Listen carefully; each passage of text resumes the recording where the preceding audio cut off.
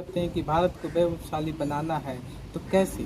अगर ये चीज़ को मैं समझ रहा हूँ तो निश्चित तौर पे अपने गांव को मजबूत करूँगा, गांव के युवाओं को मजबूत करूँगा, सशक्त करूँगा कि उसके दिलों में राष्ट्र प्रेम हो, वो अपने घरों के प्रति प्रेम रखे, अपने समाज के प्रति प्रेम रखे, एक अच्छे दिशा में कदम बढ़ाए, चाहे वो नौकरी को या फिर वो स्वरोजगार की दिशा में। तो इस तरीके से मेरे अंदर ये भावना आया। इस वक्त हम पोड़ैयाट प्रखंड पहुंचे हुए हैं और हमारे साथ बात करने के लिए मौजूद इस प्रखंड के मुखिया प्रत्याशी। सर, क्या नाम हुआ आपका? मेरा नाम राजीव भगत हुआ। किस चुनावी मुद्दे के लोग इस मैदान में उतरे हैं?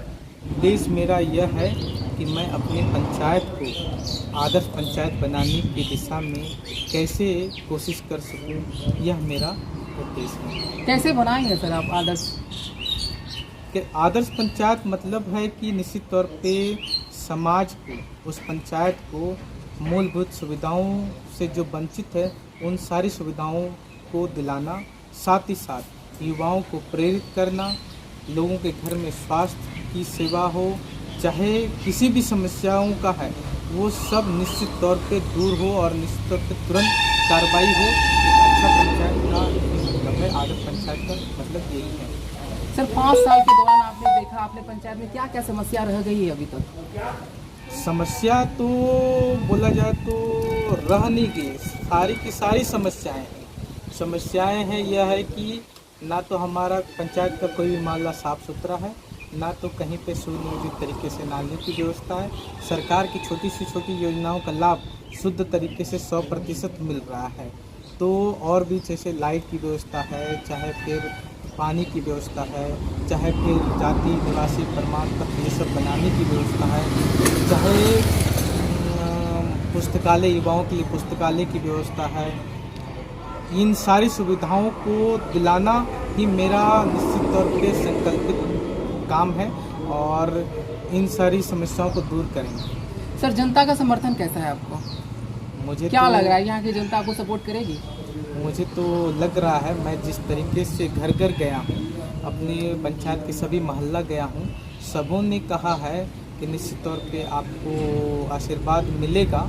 और यह मैं ऐसे नहीं, जब चुनाव नहीं था, जब घोषणा नहीं हुई थी, उससे पहले जो सम्मानित व्यक्ति हैं उनसे मैंने पूछा कि क्या मैं इस पंचायत चुनाव में आना चाहता हूँ, ये मेरा उद्देश्य है, क्या मैं आऊँ या नहीं आऊँ। तो सबने कहा कि नहीं, ज़रूर आना चाहिए, ये अगर ऐसा हो तो बहुत ही अच्छी बात है। उसके बाद ही मैं आया। ग्रामीणों से आपने पूछा था? ग्रामीणों से जी जी, मैं ग्रामीणों से, यहाँ तो ये छोटा सा पंचायत चुनाव है तो यहाँ पे सब अपने हैं और अपनों से पूछना जरूरी है। अगर स्वाभाविक तौर पे, निश्चित तौर पे अगर मैं अपने घर में कुछ काम करूँगा तो अपने पिताजी से पूछूंगा। उसी प्रकार अगर समाज में कुछ काम करने आता हूँ तो निश्चित तौर पे समाज के सभी लोगों से पूछना मेरा कर्तव्य बनता है कि मैं इस पंचायत चुनाव में आऊँगा। अगर उनका आशीर्वाद ही नहीं रहेगा तो फिर मुझे आने का क्या मतलब। सर, आपका क्वालिफिकेशन क्या है? मैं तो वैसे इंजीनियर हूँ, एयरक्राफ्ट मेंटेनेंस इंजीनियर। मैं फॉरेन में जॉब करता था और वैसे अभी आप फौरन की नौकरी छोड़कर आप यहाँ पंचायत चुनाव लड़ने आए हैं सर? नहीं, ऐसा हम नहीं कह सकते हैं, लेकिन ये मेरे घर का परिवेश ही ऐसा है। मेरे माता पिता से, मैं जिस देश में रहता हूँ वहाँ के महापुरुष जैसे स्वामी विवेकानंद, भगत सिंह, रानी लक्ष्मीबाई, या हमारे संघ के प्रथम सरसंचालक परम पूज्य डॉक्टर हेडगेवार साहब, गोलवलकर साहब, वर्तमान में नरेंद्र मोदी जी आप देख रहे होंगे, अटल बिहारी वाजपेयी, इन लोगों से मैं प्रेरित हमेशा हुआ हूँ। ये लोग हमेशा कहते हैं कि भारत को वैभवशाली बनाना है तो कैसे।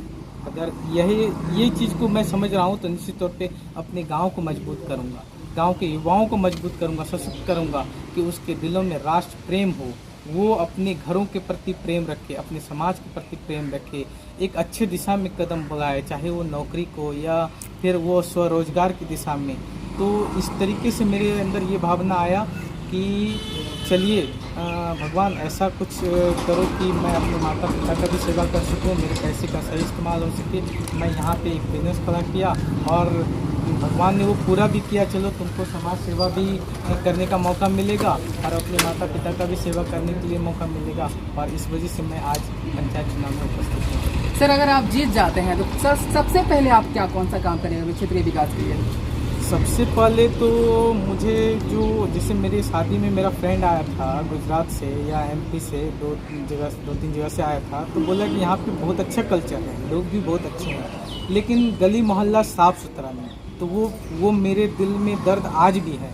तो मैं सबसे पहले निश्चित तौर पे नालियों की व्यवस्था करूँगा, क्योंकि देखिएगा आप कि कहीं नाली की व्यवस्था नहीं है। तो नाली का व्यवस्था हो जाएगा तो घरों का जो पानी है वो नालियों में जाएगा, और जहाँ पे जो घर का कचरा है या फिर दुकान का या रोड का कचरा है, निश्चित तौर पे ऐसे जगह पे कचरा पात्र लगाया जाएगा।